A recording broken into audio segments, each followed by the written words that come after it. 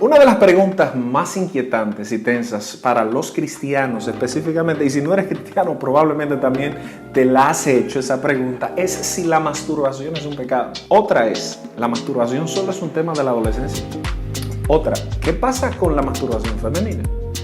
Y así se van derivando todo este tipo de inquietudes que se mantienen solapadas porque cualquiera que hable de este tipo de temas o le pregunte a un líder o a un pastor o lo comente parecería ser una persona depravada. Entonces, por temor a una inquisición social, a una inquisición moral, a una inquisición religiosa, la gente camina con estas realidades ocultas y paralelas.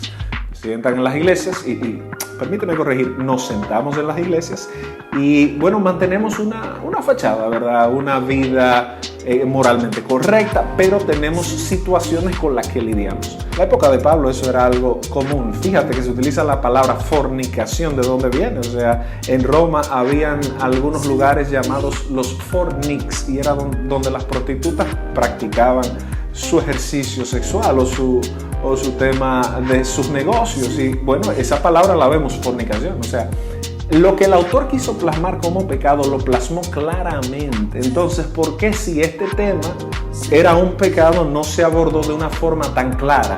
Listas de pecados tú tienes a Romanos capítulo 1, que te habla claramente de aberraciones, de inmoralidades. Tienes a 1 Corintios capítulo 6, versículos 9 en adelante. Tienes a Gálatas 5:19, que ya lo mencioné. Tienes Apocalipsis. Puedes irte a la ley levítica y revisar algunas cosas. Genial, pero en ninguna vas a encontrar esto como pecado. Por otro lado, te vas a encontrar con la avenida de que esto es conveniente. Hay teorías, hay personas, hay líderes, hay escuelas de pensamiento que te van a decir, bueno, que para un mal mayor, un mal menor, que para liberar tensiones sexuales, que esto no es fisiológicamente incorrecto. Y yo quisiera que estudiemos un poquito ese pensamiento. La pregunta que te hago es la siguiente. Si es un acto fisiológico, pensemos que en tu mente no hay nada en ese momento. Todos los días, si tú eres hombre, amaneces o generalmente amaneces con una erección. Entonces, ese día amaneciste con una erección. ¿Qué te provocó eso? Eso no te lo provocó un pensamiento insano, sino que tu cuerpo anátomo-fisiológicamente reacciona así frente a ciertos estímulos que solo el cuerpo sabe y los médicos pueden explicar con mayor propiedad. Entonces, vamos a hacer un poco de uso de la razón. ¿Colocó Dios en mi ser genéticamente y fisiológicamente una predisposición para algo pecaminoso? Te pregunto, si te tocara llevar una muestra de semen, si eres hombre, a una prueba de fertilidad, ¿cómo te masturbas? O sea, ¿cómo sacas el líquido, el semen para hacer el estudio de espermatozoides? Tiene que haber un acto fisiológico, es decir, algo que excite el genital y eyacule.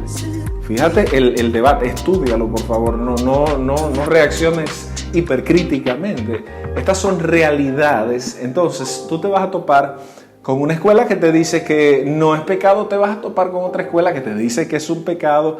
La pregunta, y es donde yo me inclino, porque mucha gente lidia con estas tendencias, es a la parte de la conciencia y a la parte intangible, que sería la motivación que lleva a las personas a hacer de esto no una acción fisiológica per se, sino una práctica que tiene efectos psicológicos y efectos hasta sexuales. La nuestra podría ser la siguiente, y es la siguiente.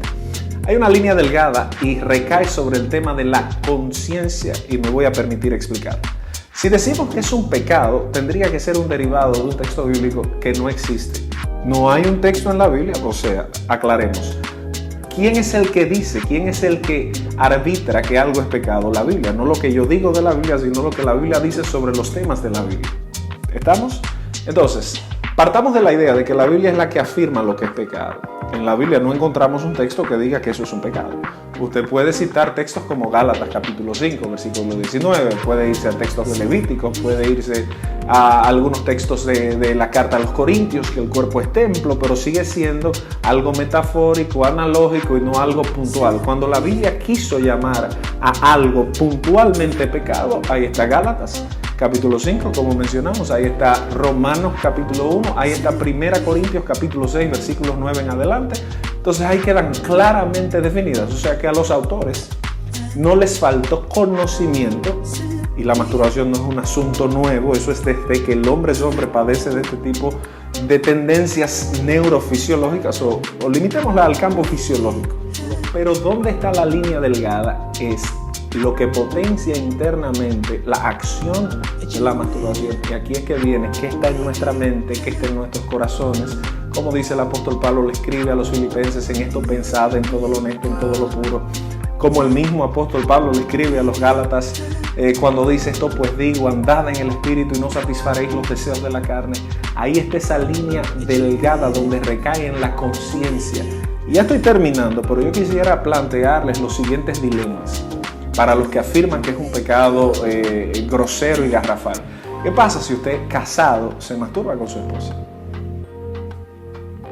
¿Qué pasa con eso? O sea, usted podría entrar en un dilema de si es correcto o no. ¿Qué pasa si su esposa está impedida por alguna situación o circunstancia de una enfermedad de satisfacerle con la relación o con el coito? Y lo que está a la mano es la masturbación. Con esto no me malinterprete. No crea que yo soy un precursor empedernido y morboso de esto. Yo no estoy hablando de eso. Yo estoy hablando de un tema que estoy seguro que probablemente no es que tú has padecido, sino también que has lidiado con gente a la que tienes que aconsejar. Este video no trata de resolver el problema, trata de traer una opinión diferente. Y quiero citarte una frase de un famoso apologeta llamado C.S. Lewis. Debes conocerlo, ¿verdad? C.S. Lewis escribió lo siguiente al respecto de esto. Miren cómo dice. C.S. Lewis escribió, y cito: para mí el verdadero mal de la masturbación consiste en que toma un apetito que legítimamente usado, escucha la palabra legítimamente usado, hace salir al individuo de sí mismo para completar y corregir su propia personalidad en la de otra persona. Escucha la palabra, completar y corregir su propia personalidad en la de otra persona. Dice, y en el último término, en los hijos y nietos, dirigiéndolo en sentido contrario, hacia la prisión interior de sí mismo para crear un harén de novias imaginarias. Y en este harén, una vez aceptado, se resiste a ser abandonado para salir y unirse verdaderamente con una mujer real. Es decir, paréntesis, creamos un sexo imaginario y ese es el problema de la pornografía, que te plantea un sexo que no es el de la vida real. Entonces tú te haces un planteamiento surrealista del sexo, pero no es lo que vas a enfrentar cuando te toque la vida en pareja sexual. Dice, retomo la cita: se resiste a ser abandonado para salir y unirse verdaderamente con una mujer real, porque tal harén se encuentra siempre a la mano, siempre dócil, no exige sacrificios ni renuncias y puede ser adornado con atracciones eróticas y psicológicas con las que ninguna mujer real puede competir. Es decir, tú estás jugando un Nintendo y lo creas a tu propia manera. Continúo la cita. Entre estas novias oscuras, él siempre es amado, siempre es el amante perfecto, no se hace demanda alguna a su desinterés, jamás existe una mortificación impuesta a su vanidad. Al final se convierte simplemente en el medio a través del cual él se adora cada vez más a sí mismo. Termino la cita, eres el amante perfecto, eres la persona perfecta. Entonces, aquí viene lo de cuidado. El punto medio sería evaluar la conciencia. ¿Qué nos está llevando a tener una práctica de masturbación total? ¿Qué es eso que está en mi interior? De lo cual yo le daré cuenta a Dios, no a ningún líder, no a nadie. A nadie puede juzgarte en materia íntima. Pero ¿qué te está llevando a ti? A eso. Y es lo que Romanos 14 habla acerca de la conciencia. De si algo para ti es incorrecto o proviene de la duda, ya es pecado. Quiero finalizar con esta estadística que nos muestra una realidad. Esta estadística planteada en el año 2009 es interesante. Se realizó en los Estados Unidos. El tamaño de la muestra fue de 5.865 personas y esto se lo debemos a esta encuesta. La encontramos en la página Explore God.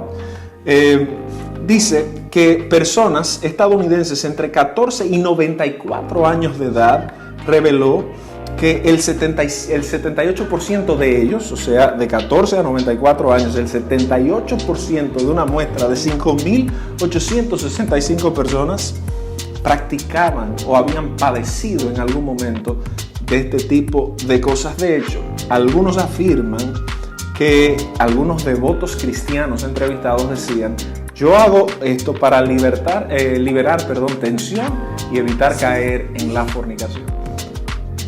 Yo quiero terminar invitándote a que hagas una reflexión de tu vida, no de la del otro, no de la del vecino y mucho más, no de la del video.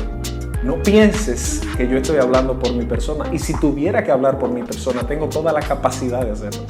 Ahora piensa en tu vida, piensa en las motivaciones de tu corazón, piensa en lo que está ahí, que solo Dios conoce. Pensemos en lo que dice el apóstol Pablo en Filipenses cuando habla de en esto pensar, en todo lo puro, todo lo honesto, todo lo que es digno de alabanza, todo lo de buen nombre, de lo que tú llenas tu mente, de eso tú piensas. Bien lo dijo el apóstol Pablo en Gálatas 5:16. Esto pues digo, anden en el Espíritu y no satisfarán los deseos de la carne. Así que te exhorto a que hables claro con Dios y estés en paz contigo mismo.